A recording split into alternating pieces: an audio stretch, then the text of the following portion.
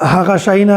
چې د یغې په استعمالول باندې یا د یغې په خوراک باندې د سړی رضا نه موتیږي هغه کوم مقامات دي هغه کوم وختونه دي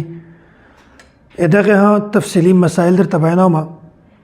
په ویره سره که یو کس خوراک وکړو یا څوک وکړو نو د داسې کس رضا نه موتیږي او داسې په ویره سره که هغه یو خوراک وکړو که 15 وره وکړو که 10 وره وکړو یا څوک وکړو په داسې صورت کې د یو کس روزه رضا نه موتیږي نو ویره نسیان د یو داسې عمل دی چې په دا باندې رضا کله نه موتیږي دوه مسله په دا کې دا دو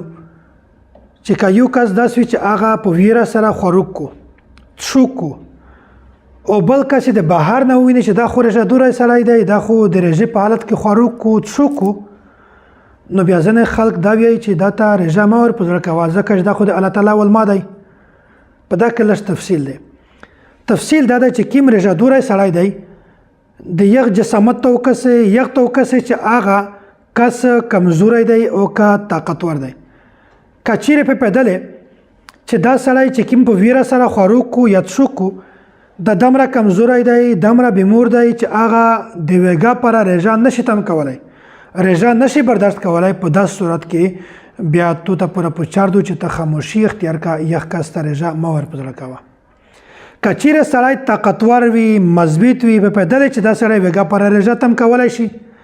رضا نیولی شي هیڅ په صحت باندې اثر نه رسي په رضا باندې هیڅ اثر نه رسي په داس صورت کې ته د پوره لازمه دو چې یخ ته رضا ور پزړه کا چې د تو رضا دو خوراک مکه څوک مکه نو عام خلک چې وایي چې د الله تعالی ول ماده مې ور پر کوه نه دا دوه قسمه تفصیل دی که چیرې کمزوری وي مې ور پر کوه که چیرې طاقتور وي مضبوط وي بیا رضا ور پر کوه داسې لیاړې تراول باندې ها رضا نه موتیږي بعضې خلک په خوله کې ډېرې زیاته لیاړې جمع شي او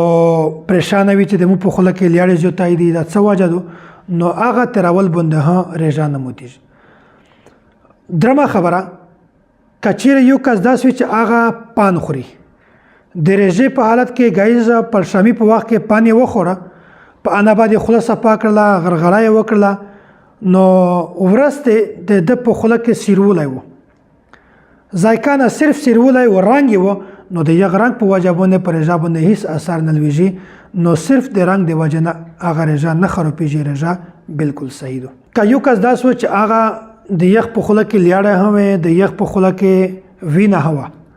کچېره وینه زیاتای و اما مثلا ان شاء الله مخ کې دو نو کله چا په خوله کې لیاړه زیاتای وینه کم و او د یغه وینه خواند لیاړه تراول په وخت کې د یغه وینه خواند په حل کې محسوسه وینه ذایقه نه محسوسه وی په دغه صورت کې په هغه د یخ سړی رضا نه موتیږي او داسې کچېره په ژبه سره څوک تشای وڅا کی نو هغه څکل په وجبونه د یغ رضا خو موتیږي نه البته دا عمل مکروه عمل دی دا عمل خوشوي نه دی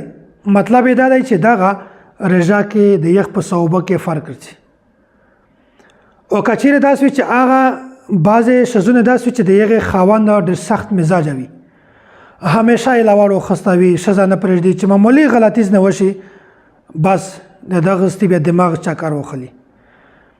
نو داسې حالت کې چې ښځه په دا باندې پوهېږي چې د مو خاوند سخت مزاج دی هغه ویګا چې روشي که په ترکاري باندې مولګه کمه وه یا مولګه زیوته وه یا په چای باندې چینه کمه وه یا زیوته وه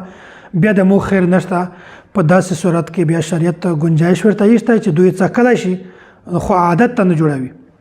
څکلی شي هغه د وڅکي په اناباد هغه خوند تیاکو د داسې ښځې دپوره د رضا مکروه کېږي نه په صوبه کې فرق نه رسي دا ولته چې د ښځې خاوند سخت مزاجه وي هغه خاوند په دا باندې پوهېږي نه چې دا ښځه د مو دپوره کیم عمل کو البته که د چا خاوند سمجداره وي یا شور وي په دا باندې پوهېږي چې که مولګه زیاتی شوه که کمه شوه خو رضا دو د ښځه کیمه غلطي دو په داسې صورت کې که ښځه بیا وڅکي د هغه دپوره مکروه عمل دی خو دا شرط ورته دی که چیرې سړی په ول نه و د سړي دماغ خراب وي همیشه یې ډنډه واخیستې وي بیا په یو صورت کې د ښځې دپوره دا ګنجایش ته په یو وخت کې دا عمل مکروه عمل نه دی بله خبره بعضې ښځونه داسې دي چې هغه د خپل بچي دپوره یو شی په خوله کې پستوي نو عام حالت کې که یو شی څوک ورته پوست کو بچي ته په خوله کې ورکو پستول دا مکروه عمل دی ښه عمل نه دی. او که چیرې داس وي ځکه چې نن سبا خو سهولیات شته، هر قسمه وسایل موجود دي، سهولیات موجود دي، دغه د پوره د مور د پوره ضرورت هم نه پیش کېږي چې هغه په خوله کې یو شاور تپوس کو. که چیرې داسې علاقه وي، داسې ځای وي، داسې وخت وي چې پاکې سهولیت نه وي، مجبوري یې شي په خوله کې د یخ شي د پستولو دپاره مجبوره وي، بیا په یخ صورت کې ښځه هغه پستولی شي، بچي ته ورکولی شي، د هغه دپاره دا عمل مکروه عمل هم نه دی.